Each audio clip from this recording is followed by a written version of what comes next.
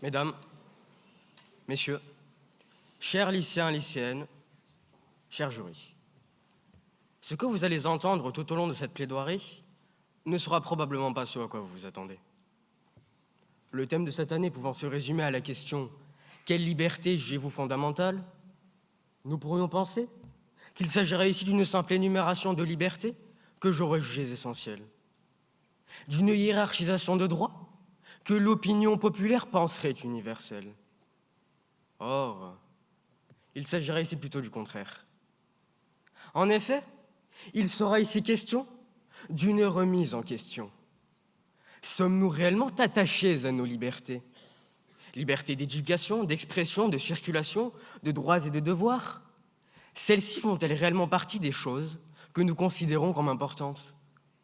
Pire, serions-nous finalement capables de vendre nos libertés, même les plus essentielles ?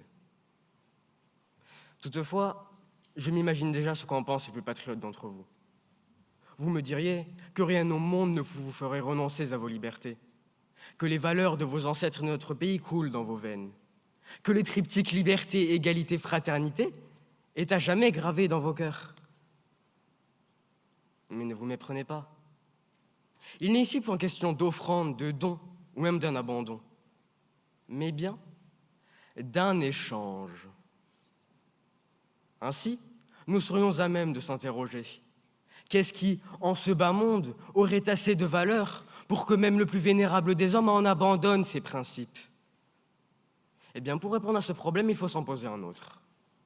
Quel est le but commun de tous les humains ?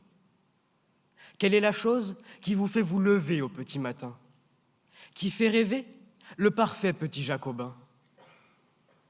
Eh bien, à mon humble avis, cette chose, ce Graal tant recherché, a toujours été le confort, le bien-être, le bonheur. Mais malheureusement, la liberté n'est pas toujours synonyme de bonheur.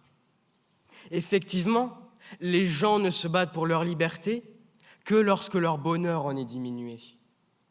D'un regard encore plus cynique, on pourrait même se dire que les grandes insurrections de l'histoire réalisées au nom de la liberté n'avaient finalement pour objectif que de rendre les hommes plus heureux.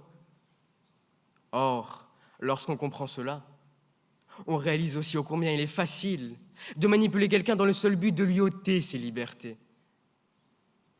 D'ailleurs, aurait-il été possible d'accomplir cela au sein même de ce concours ? Je veux dire, imaginez-moi quelques secondes, écrivant une lettre à l'attention des autres candidats.